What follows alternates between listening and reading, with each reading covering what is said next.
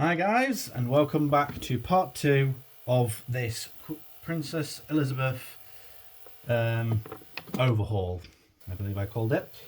So you join us back in after the chassis had a good clean up.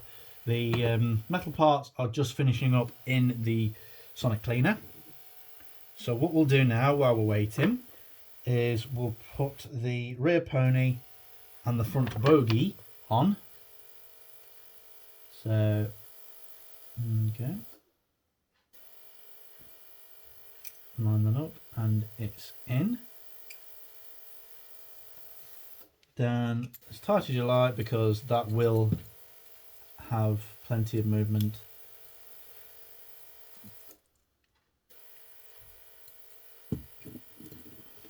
I hope you all enjoyed part 1. I certainly did, actually. So when you take your time,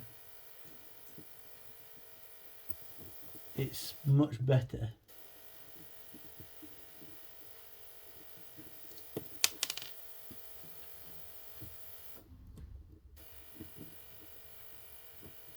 Trying to line that screw up, make sure it goes in straight, because you don't want to strip the thread.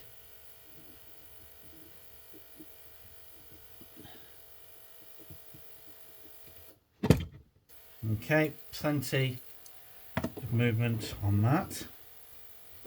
Now for the front one.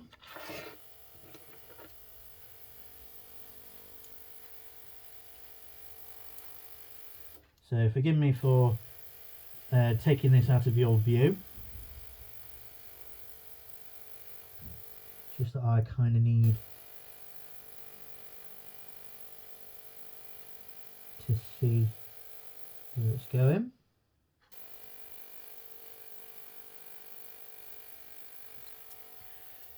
There we go, all the wheels are now in place. They've got plenty of movement on them. So we've got about 4 minutes left on the ultrasonic cleaner. So I can do an oil up on these wheels. Of course, the old adage about oil is it should be felt but not seen. There should be a tiny drop. Don't over oil your models. They don't need it. Especially if you've got one of these oiling pens, you don't even need to squeeze it. Just let the oil drop off the needle. And that is more than enough. Well, that is what I've found to be more than enough. So that's all lubricated up and looking good. So put that to one side, we will be needing that in a moment. Another thing I can do is put the brushes, oh, I don't actually need to, in the motor. There's that one.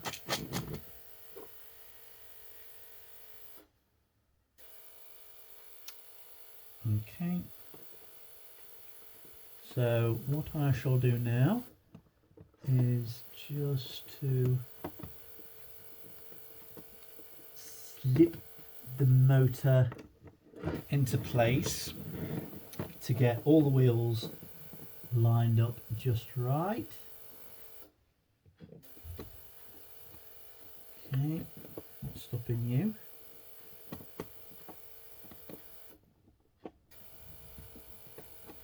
There we go, and it's in. So now that gear on the middle should be engaged, which it is. So now screw that down. Okay. And for the final touch, you want that brush and this clip to marry together and make loads of children. So both the things now need to be set to about there. Okay, so what we will now do is add some nice thin drips of oil everywhere that we need to. So the reservoir, the motor, the worm gear, and so on and so forth. There's that old retaining clip. Keep hold of that. Keep hold of that.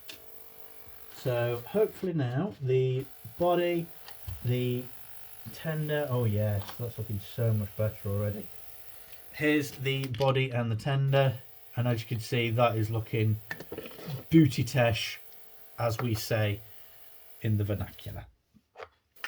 So hopefully now we can just clip that back together. And as for the, where's that gone? Here.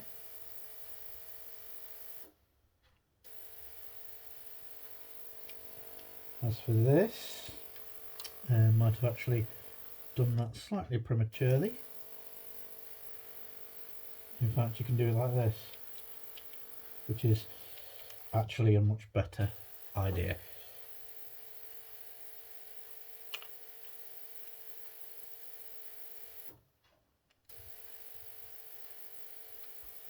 That's screwed down, and while we're waiting, I'll actually just polish this up.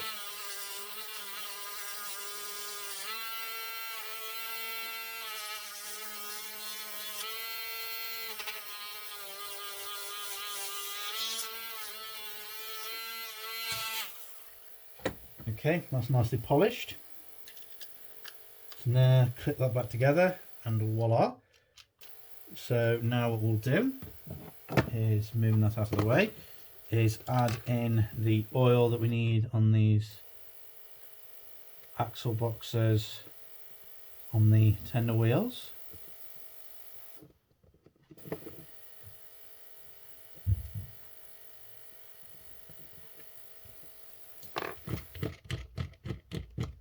No, and that is actually the metal part done.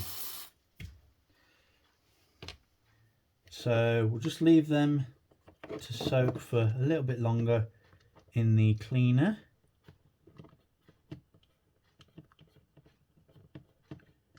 Just get all this gunk off the wheels.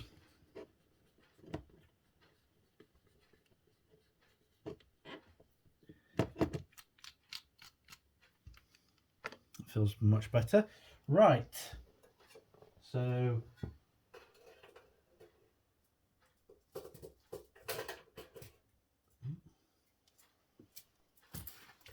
placing the metal parts on the kitchen towel that we've got right here and just giving them a good rub down. Oh yes, they've come out lovely. They have definitely come out lovely, dog. So there's one of the rods, there's two of the rods, there's one cylinder and two cylinder. Okie dokie. So now I need to fit this back together. So just get all the wheels lined up just right.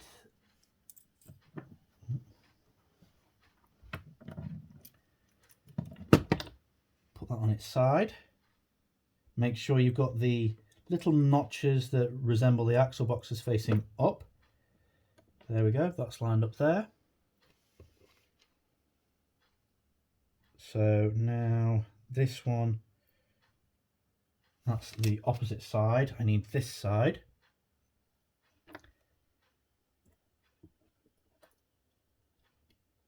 So slide. You might need to get either a pair of tweezers or something here just to line the piston rod up, line it up.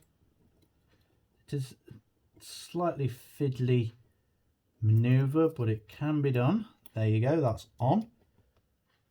And that rod is actually ever so slightly bent. So now I need the bush, which needs to be between the main crank, the bit that joins the wheels together,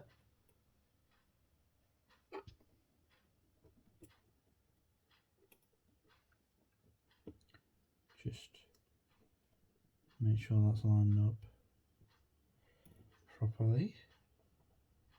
Again, this is quite fiddly. Delirium tremors notwithstanding. Line it up. And any second. And it's in. So now that could be screwed down.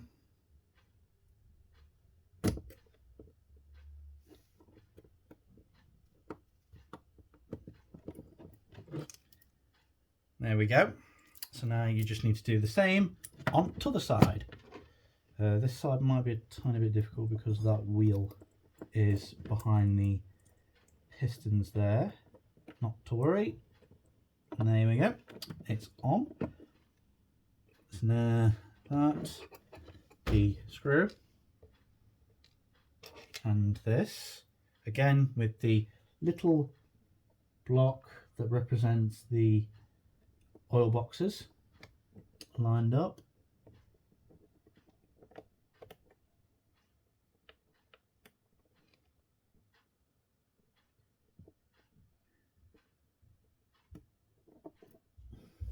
Line it up and it's on. It needs to be sent to the extremes of its travel. Now we need the washer.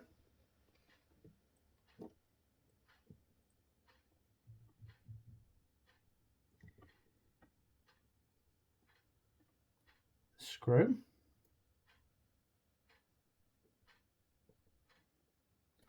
Line it all up and it's in.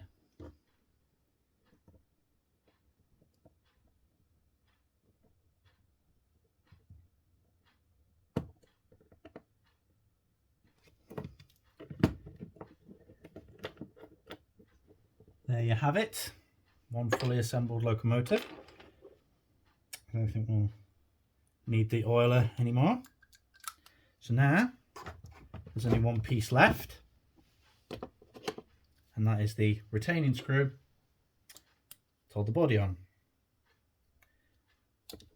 There's a couple of notches at the back which clip onto the part where the cab is. There's like a little divot right there. Line it up. Make sure that all the wiring is out of the way and it's on. Drop the screw in through the hole. Make sure it lines up, which it does.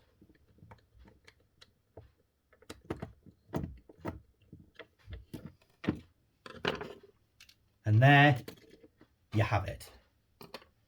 A Triang Princess Elizabeth. Now, for the fun part, let's see if it works. There she is down onto the track then.